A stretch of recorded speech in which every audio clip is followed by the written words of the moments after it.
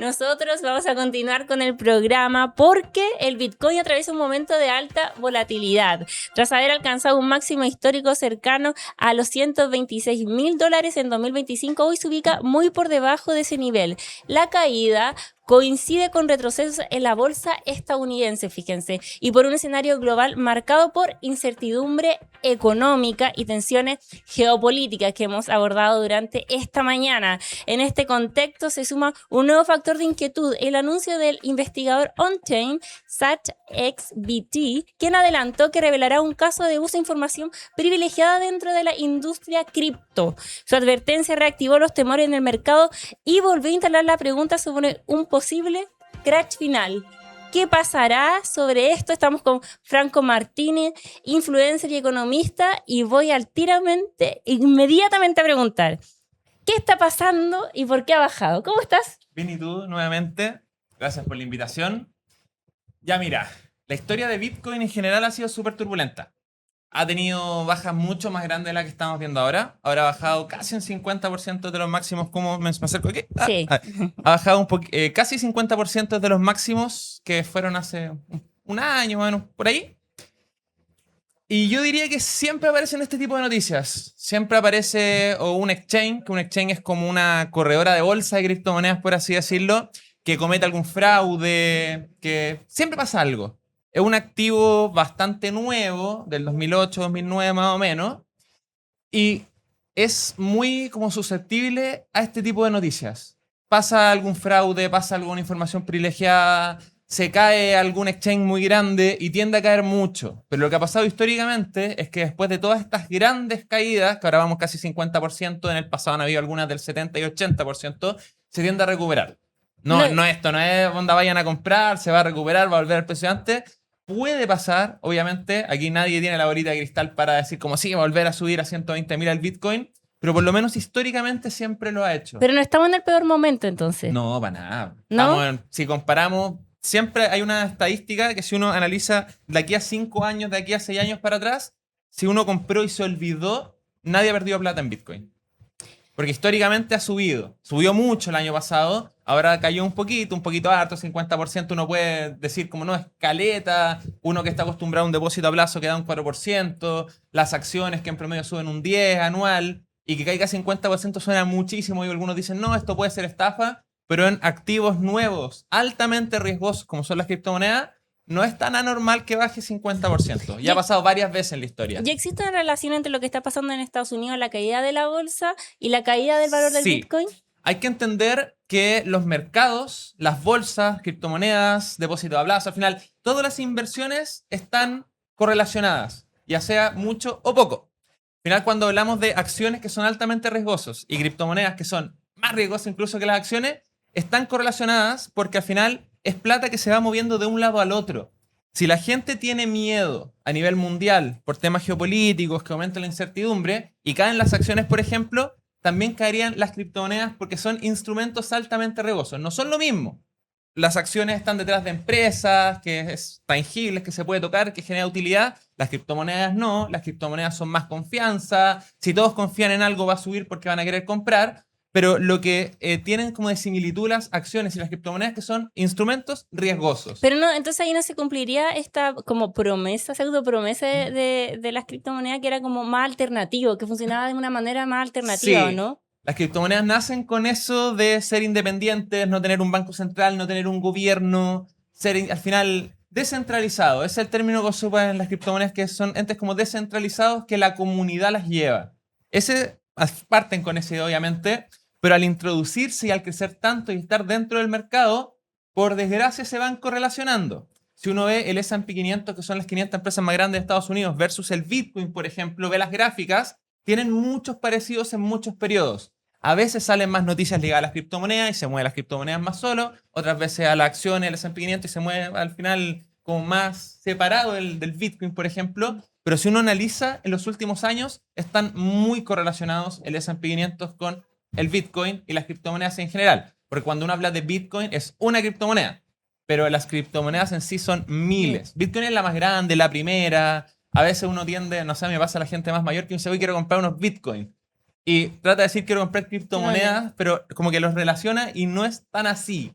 final está Ethereum, está Binance Coin, está Solana, que son criptomonedas igual grandes. Mira, nos preguntan en el chat, Fufia 1411, ¿la caída del Bitcoin afecta a la economía global y nacional?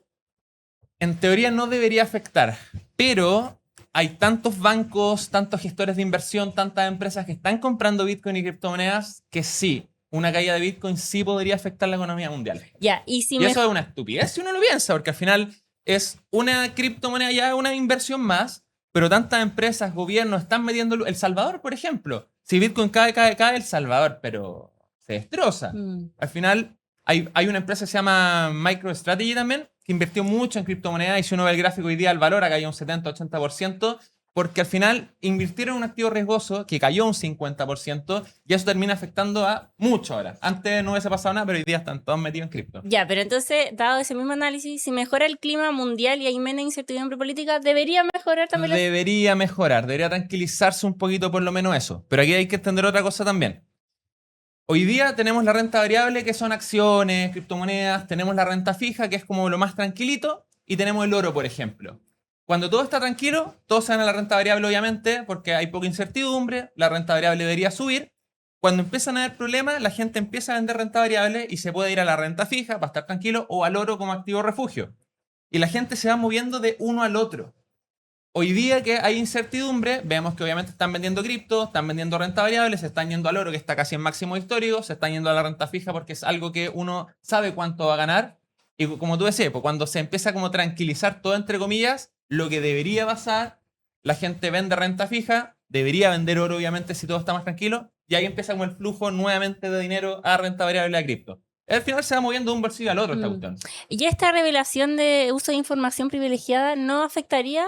Afecta como la confianza y la credibilidad del sistema detrás. Porque al Qué final, relevante igual, porque se mueven en base a eso. Totalmente. Al final, cuando han caído los exchanges más grandes, que fue FX, por ejemplo, cayó, ya no me acuerdo cuánto pero cayó muchísimo. Solana se destrozó, cayó más del 80% desde los máximos. Eso obviamente afecta a Bitcoin porque afecta a la credibilidad. Esto nuevamente, uso de información privilegiada, no fue solamente en cripto. Hoy día está leyendo que podría haber sido en oro y plata también, que subió mucho y también había algo metido ahí. Obviamente son noticias que hay que ir después leyendo más cosas más confiables, pero obviamente toda cosa que afecte credibilidad o confianza va a hacer caer Bitcoin, porque Bitcoin se basa en eso. No es que haya un activo detrás, no es que haya un edificio, no es que sea una empresa produciendo, sino que es confianza. Y si la confianza se va perdiendo por cosas así, va a bajar. Pero después hay que entender que esta confianza se está perdiendo, entre comillas, por una persona, por una empresa que ocupó información privilegiada o que hizo algo malo,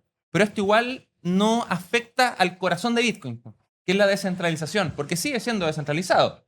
Al final, que una empresa se haya mandado alguna cagada o algo por el estilo, no afecta al fondo de Bitcoin, que es la descentralización. Pero ahí también, siento yo por lo menos, cuando más empresas grandes se ponen a comprar mucho Bitcoin, se te meten los gobiernos, se mete toda la gente, pese a que siempre va a ser descentralizado Bitcoin, ya empezáis a ver ciertos poderes y ciertas personas que tienen mucho más porcentaje.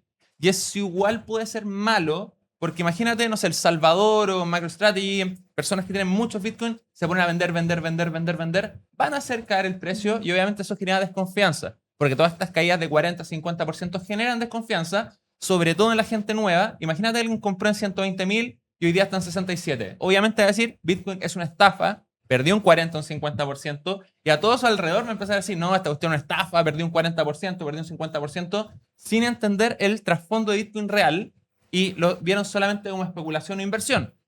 Porque al final una cosa es comprar 10 Bitcoin, por ejemplo, que serían mucho, o sea, un par de millones de dólares, que baje, que suba, tú siempre vas a tener tus 10 Bitcoin. No vas a perder Bitcoin, vas a perder dólares o pesos. Pero al final la gente igual empieza a desconfiar con estas caídas, siendo que el trasfondo no ha cambiado nada. ¿Cómo se ha comportado históricamente el Bitcoin? ¿Cuáles han sido sus ciclos? Ya. Históricamente hay algo que se llama los halving, que es cuando aumenta la dificultad de minado de criptomonedas y al final si antes podían minar diariamente 60, ahora van a minar 30 Bitcoin. Eso hace que sea más escaso.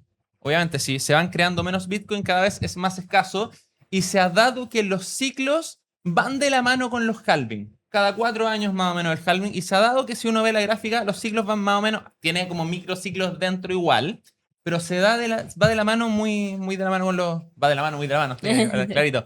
De los halving, los ciclos. El halving anterior ya se dio más o menos, que después del halving no subió tanto como muchos esperaban, pero subió después, llegó a los 120.000, ahora bajó. Y si uno ve las bajadas anteriores que tuvo Bitcoin en los ciclos anteriores, se vio que ha bajado 50, 80%. Hoy día vamos en 45, 50 desde máximo, pero si se repite el peor ciclo anterior, podría seguir bajando a 30.000, 40.000. No es que yo crea que va a bajar tanto, yo creo ¿Y que cuánto ya... crees que va a bajar?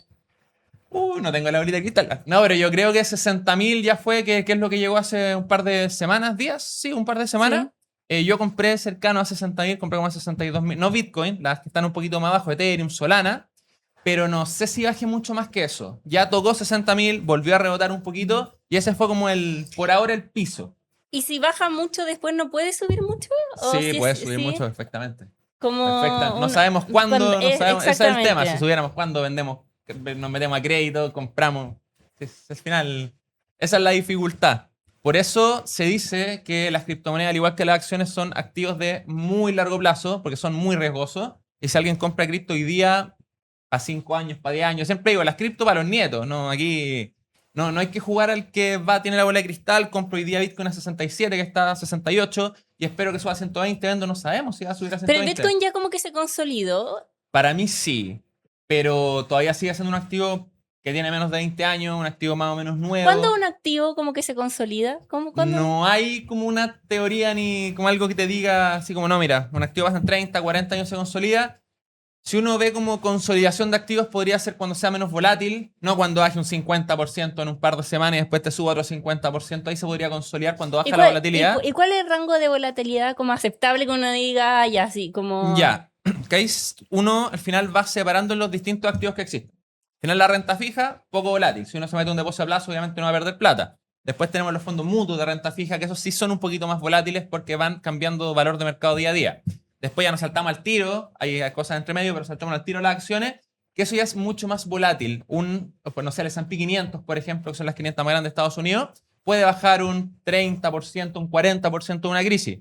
Y después si nos saltamos a Bitcoin, que es más riesgoso todavía, podría bajar un 60, un 70% en una crisis grande o en algo grande que pase.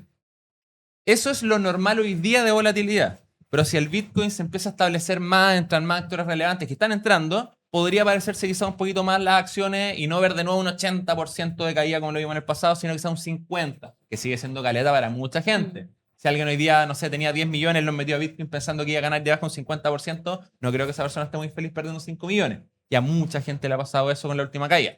Que metieron platita porque dijeron, no, el Bitcoin, muchos decían, no, esta cuestión va a llegar a 200.000, va a seguir subiendo, y terminó bajando un 50%.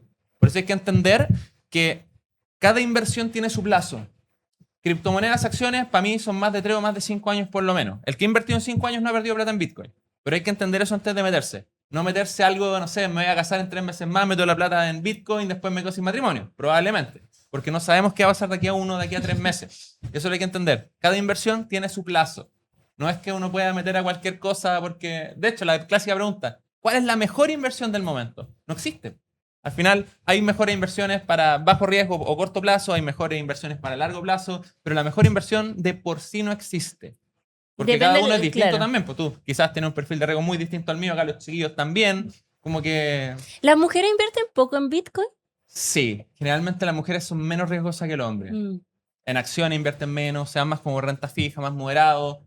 Y perfectamente pueden invertir en Bitcoin y todo, pero sí, son menos riesgosas que los hombres en promedio. Oye, aquí en el chat dice a comprar, chicos. ¿Es así? ¿A comprar? Es un buen precio si lo comparamos con hace algunos meses que estaba a 110, 120 mil. Yo personalmente compré, pero nuevamente para largo plazo, para 5 o 10 años. A mí no me complica esperar 5 o 10 años, dejarlo tirado y olvidarme. Y te olvidas, como que compras y adiós. Igual veo los precios cada ciertos días, pero no me meto a revisar, ay, cuánta plata tengo hoy día, cuánta tengo... No, dolor de guate. Que ese es el tema también.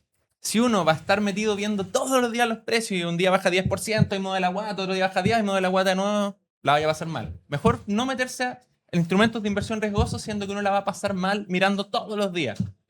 Porque no es necesario mirar todos los días. Ya, y ahora vamos a lo que la gente comenta y pide mucho. Mira, tengo 200 luquitas y digo, ya, estoy pensando esto, voy a hacer una inversión a largo plazo. ¿Dónde me voy? ¿Cómo lo hago? ¿Cuáles Ya. son los factores? Todo eso. Ya. Si uno tiene 200 luquitas y está pensando en el largo plazo, perfectamente pueden ser acciones. Ahí, obviamente, entender qué es el largo plazo para esa persona. Porque a veces me dicen, no, Franco, quiero invertir para largo plazo 1 año. Yo como, eso no es largo plazo. Un largo plazo. 5 años. 5 años perfectamente largo Ya. plazo. Ahí uno puede pensar en acciones. Yo si quiero invertir para 5 años, agarrar esas 200 lucas, tiro todas acciones. Obviamente depende de la edad de la persona también. Por eso siempre uno cuando asesora o habla de inversiones, tiene que entender bien el perfil del otro lado. Y si me dice, no, tengo 30 años, pero tengo a alguien a cargo mío, ahí también cambia el perfil. Porque uno no puede arriesgar todo si tiene a cargo o va a necesitar la plata. Pero asumiendo que una persona más o menos joven, que no va a necesitar la plata, que no tiene nadie a cargo y realmente no piensa vender ni sacar la plata, acciones. S&P 500, por ejemplo, en Estados Unidos, que hay uno diversifica el tiro en las 500 más grandes, o el Nasdaq, que son las 100 tecnologías más grandes de Estados Unidos, uno es como que puede jugar con eso. Oye, aprovecho de mencionar algo, aprovechando que están preguntando eso, que el otro jueves voy a hacer una clase gratuita Mira, qué de bueno. todos los tipos de inversión, no solo de cripto. Voy a mencionar cripto también, pero voy a mencionar renta fija, acciones, fondos, todo. Y en mi historia en Instagram hay un como mensajito que me la responden y les llega el link al tiro. Oye, mostremos tu Instagram, po. Si es F Martini o ahí Franco Martini lo ponen y en la historia, de hecho la dejé ayer en la noche, uno responde la historia y automáticamente le llega el link para inscribirse. Va a estar buena, la verdad, va a durar como 2 horas, yo creo, el próximo jueves. Oye, y de los chilenos y chilenas que están invirtiendo en Bitcoin, ¿qué te ha llamado la atención? ¿Qué es lo que buscan? ¿Cómo es el perfil? El perfil normal de cripto es tratar de ganar rápido, por desgracia. Porque esa Y gente tú va a perder. llegas y dices, no. Como que no. Eso me da risa a mí que me dicen, con Franco, quiero ganar rápido, le meto a Bitcoin y es como, yo creo que vaya a perder rápido en vez de ganar rápido. Como que ese es el tema con los activos riesgosos. Sí, yo he escuchado a muchas personas que sobre todo incluso hubo un diputado, un parlamentario que dijo que había invertido como su 10% en Bitcoin. ¿Te acuerdas? No sé si- Probablemente sí lo hizo el 2020, eso fue 2021, ¿no? 2000, no me acuerdo muy 2020, 2021, sí, pues fue Por- en plena pandemia. sí. Depende del momento en que entró, pero probablemente está ganando. Está ganando, Sí, claro. probablemente. Claro. Todas esas personas que Sí, pero el que metió, no sé, sacó un ahorrito y le metió el año pasado, está perdiendo. claro. Al final sí ese es el tema. Como que a largo plazo hay que verlo. Ya, Por eso, pero- compró el 2020 va ganando, pero el que compró el 2025 va perdiendo. Como que hay que tener en cuenta eso para al final. Siempre a largo plazo. Oye, y siendo súper prácticos con el tema del Bitcoin y las criptomonedas, ¿uno dónde va? O sea, yo como que si diría así como, oye, quiero invertir en Quiero criptomonedas, no sé cómo hacerlo. Como que pondría Google, quiero invertir. Ya, mira, existen 4 plataformas grandes, 3 en Chile, una afuera. En Chile se llaman CryptoMarket, Buda y Orions. Y la de afuera, que es la más grande del mundo, se llama Binance. Yo compro por Binance, porque es la más grande del mundo, la que tiene más oferta de criptomonedas, no solo Bitcoin, por ejemplo, sino tiene 1000 más. Y a mí igual me gustan las que no son Bitcoin.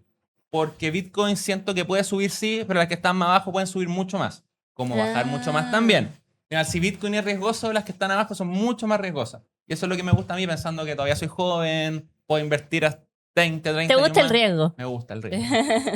Hay que aprovechar mientras uno es joven. Ese es el tema. Claro, claro. Oye, mira, vamos a ver un poquito el video de donde presentas tu clase para que la gente lo vea y también pueda acudir. Ahí está. ¿Qué le estás contando ahí a la gente? Ahí digo que hay mucha gente confundida que siempre me pregunta temas de inversiones, que no sabe dónde meter las lucas, que al final me dicen, oye, quiero invertir de aquí a un mes en acciones o de aquí a 5 años le dejo un depósito a plazo. Como que eso trato como de abarcar. Toda la gente confundida, toda la gente que tiene dudas, para aprovechar de hacer como la masterclass gratuita que es el próximo jueves a las 8. Oye, sigamos hablando de esto como criptomoneda para principiantes, de cómo se puede invertir. Ya, porque yo estoy en una página web. Uno pone la tarjetita, ¿cómo funciona Ya, si todo es eso? plataforma nacional, tú puedes transferir directamente a la plataforma y comprar ahí fácil y rápido. Si es una plataforma internacional, cambia un poquito la figura porque te dejan por tarjeta de crédito, que te cobran más comisiones, o algo que es súper interesante que se llama P2P. Ya. P2P al final es tú y yo. Tú estás vendiendo una criptomoneda, yo te la compro y yo te transfiero a ti y tú me la transfieres a mí. Esto obviamente está protegido por la plataforma, si no sería súper fácil robar. Hoy te pegué, perdón. Sí. Al final yo me meto a Binance P2P, que es una parte de la misma plataforma, y ahí yo digo, ya, quiero comprar una criptomoneda, quiero comprar 200 lucas en una criptomoneda, que ahí la que hay que comprar se llama USDT, que es el dólar cripto, que se llama Tether, USDT, esa es la que hay que comprar por si alguien va, esa compren. No Bitcoin, ni la compren USDT y después comprar Bitcoin con esa. Y O ahí tú sea, compras como dinero para comprar. Ah, ya. compras el dólar cripto. Claro, Y claro. con dólar cripto ya estáis como en el sistema y ya podéis comprar Bitcoin, por ejemplo. Y ahí tú le transfieres a otra persona. Hoy día hay empresas reguladas, ya hay en Binance, en P2P, hay empresas reguladas, verificadas, que tienen más de 1000 transacciones. Tú le transfieres a esa persona dice, perfecto, me transfirió, y se sueltan las criptomonedas muy rápido, 10 minutos, se demoran o menos. Y ahí ya tienen sus USDT para comprar Bitcoin, Ethereum, Solana o lo que quieran. Hoy en el chat nos pregunta por eCoinbase, que lo hace todo por ahí, nos están diciendo. Sí, también, de las más grandes también, sí. Ok. Binance es la más grande y después vienen varias, viene Gate.io, viene Coinbase, vienen varias, de todo, hay deben haber cientos de exchange. Oye, Franco, muchas gracias por haber estado con nosotros. Y también tienes que contestar la pregunta entonces, que titulamos este video. ¿Se acerca el fin del Bitcoin? No. Para no. nada. Han habido una cantidad de noticias negativas, pero no. Estamos muy lejos de... Si llega a pasar eso, va a ser una crisis mundial, yo creo, la verdad, porque muchas empresas van a caer. No solo Bitcoin. Muchas gracias por haber estado con Gracias a nosotros. ustedes por la invitación. Chau, chau.